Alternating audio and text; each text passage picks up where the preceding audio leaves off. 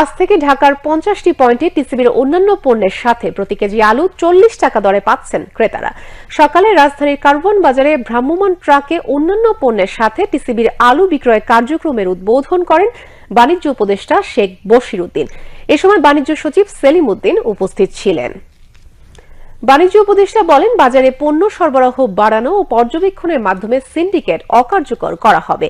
তিনি বলেন, রমজানে যেন সাধারণ মানুষের ভোগান্তি লাঘব হয় সেজন্য সব পক্ষ সমন্বিতভাবে কাজ করছে।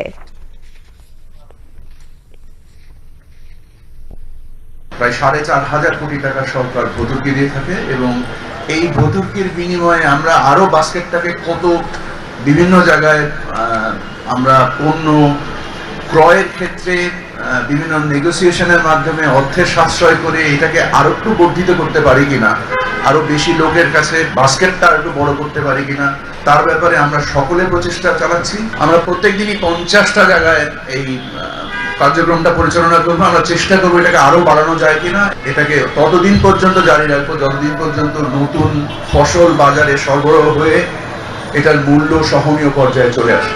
আমরা প্রায় 20 কোটি ডিম আমদানি অনুমতি দিয়েছি। আলুও আমদানি হচ্ছে, চালও আমদানি শুরু হয়েছে।